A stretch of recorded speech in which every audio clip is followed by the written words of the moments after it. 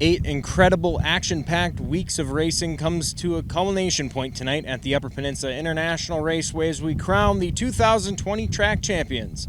Hi, I'm Todd Rose here with the Rose Racing Report at the Upper Peninsula International Raceway, and as I mentioned, the 2020 champions will be crowned tonight. In a season that looked like we might not even get one race in, here we are for week 9 with even one more race to go with the Yooper Fall Classic non-points special in 2 weeks' time.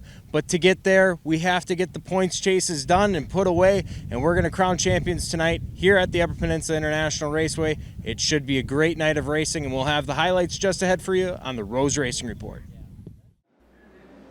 The Riverside Auto Group Youth Micro Sprints got the action underway for championship night with a wild race that began with a wild ride for Liam Steinhauer in the 10 car as he tumbled head over feet and landed right side up. Liam was okay, but his slim chance at the championship disappeared as he headed back to the pits.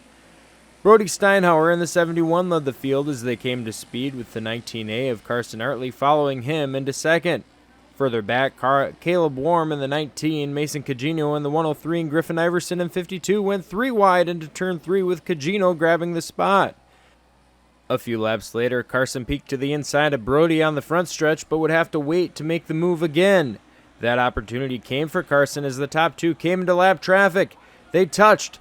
Brody went into the infield, but somehow both kept it straight and kept onward, while Mason Cagino and Ethan Mannanen in the 1 dueled for third behind them.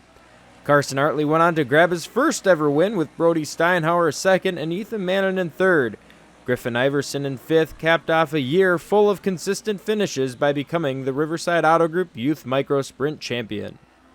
When the Sportsman Micro Sprint feature got underway, Brett Lobb had already clinched the championship. Leading the race, however, was Brennan Swanson in the 20, looking for win 4 on the season. As Swanson stretched his lead, a 3-car group of Trevor Denome in the 1, 23 Brett Lobb, and number 80 Drake Dagnan battled for second place with Denome holding off the champion Brett Lobb as Lobb looked high and low for the spot. Brennan Swanson took his 3rd win in a row and 4th of the year, while the battle for second continued. Trevor Denome was able to hold on to the spot over Brett Lobb and Drake Dagnan in 3rd and 4th. The Getchell Builders 600 Micro Sprint feature got off to an exciting start with Austin Berg in the 32 and Jeremiah Roberts 33 banging wheels for the lead on lap 1. In the pack, drivers like Robert Buttrey in the 47, the 93 of Paul Hosking, and 26 of Greg Bryak were dicing it up 2 and 3 wide. The 2 title contenders, Greg Bryak and the 42 of Matt Peterson, dueled throughout much of the race. Their first battle led to contact on the backstretch that both got away with. Bryak had gotten the spot, but Peterson came back under him just moments later as Bryak slid high out of 2. Peterson, needing to finish several spots up the road from Bryak to take the title, was taking every chance he could. Here he goes to the inside of Logan Getzloff in 8 and Kyle Mayville in 14, 3 wide. They collide, sending Mayville wallbound and Logan Getzloff into a corner-long slide. On this restart, Jeremiah Roberts made the mistake of going to the inside of the restart cone, a rule that UPIR implemented halfway through the season. He was sent to the back as Paul Hosking had trouble. Austin Berg inherited the race lead, with everyone following through behind him for a clean restart, while Matt Peterson and Greg Bryak continued their battle. Austin Berg held on up front to take the win with Scott Ritchie in 2nd and Matt Peterson in 3rd.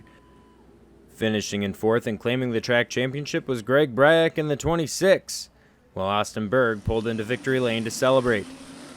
In the vintage modifieds, it was Matt Valaket who made a 3-wide move on the start to get to the lead by the time the field exited turn 2.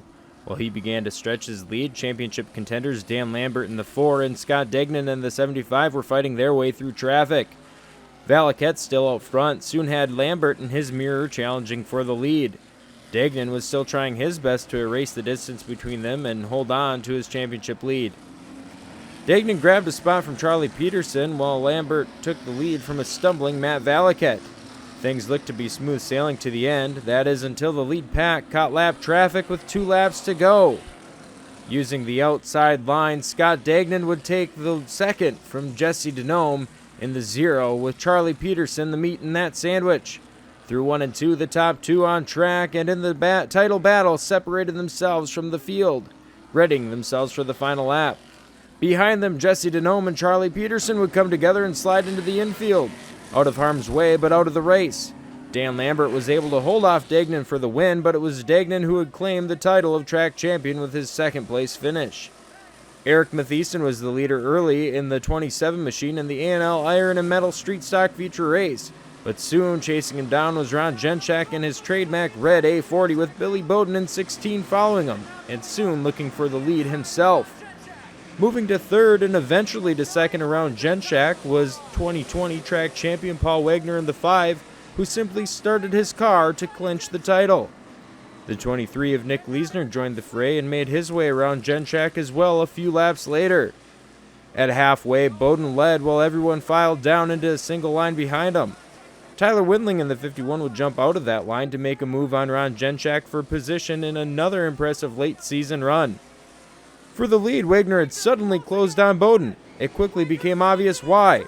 Bowden's car had something like go in a big way, laying fluid all down the front stretch. A bitter end to what can only be described as a roller coaster season for the 16 team. Bowden's misfortune set up a one-lap dash to the checkered flag with Wagner leading the inside to the restart. Through 1 and 2, Nick Leisner held strong on the outside of Wags, but down the backstretch he would break traction, almost catching the 23 before sliding sideways to a stop. Wagner rounded 3 and 4 to win his first feature of the year and claimed the championship.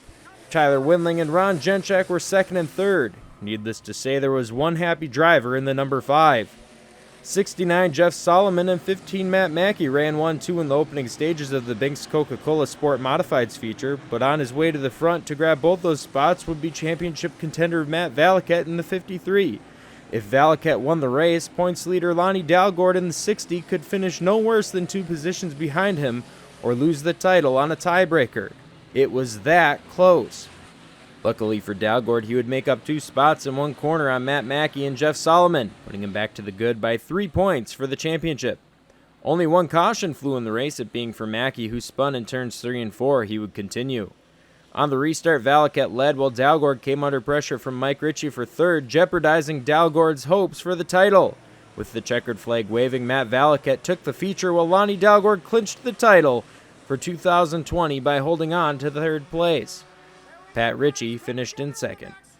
The theme of wild openings for the Island Resort and Casino Sport 4s this season continued with Kyle Mathieson in the 48 and Reggie Langtang in the 9 coming together in turn 3, while Ryan Mathieson had issues of his own with a right rear departing his vehicle on the front stretch.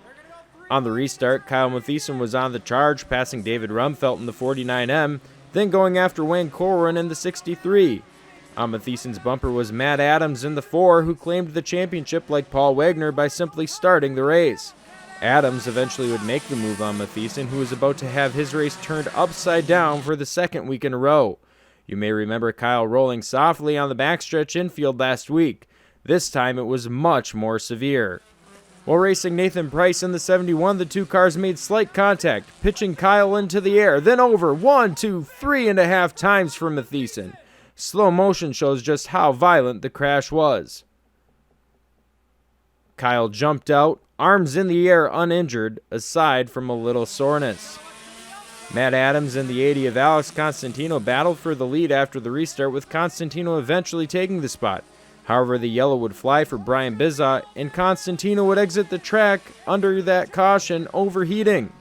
Adams would go on to take the win, with Nathan Price and Gerald Landeville rounding out the top 3. Reggie Langtang was in 4th, several laps down. The Upper Peninsula International Raceway finishes the year this coming weekend with the Yooper Fall Classic September 11th and 12th. Practice on Friday begins at 5 p.m. Eastern with the pits opening at 3:30. Racing gets underway Saturday at 6 p.m. Eastern, and with the big event comes big money racing. For the second year in a row, the IMCA stock cars will make an appearance at UPIR with $800 going to the winner. For the IMCA Modifieds, which includes the weekly UPIR regulars, it will be $750 to win. Likewise with the Unified Street Stocks. The 600 Micro Sprints will be $450 to win, while the IMCA Sport Compacts, again including UPIR regulars, will be $250 for the winner. The Vintage Modifieds will follow the same pay scale as the Sport Compacts, while the Sportsman and Junior Micro Sprints will have identical payouts as well, with $150 going to their respective winners.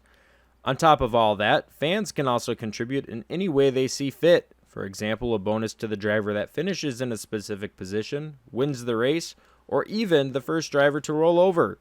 Those are just a few of the ways fans can get involved in the event.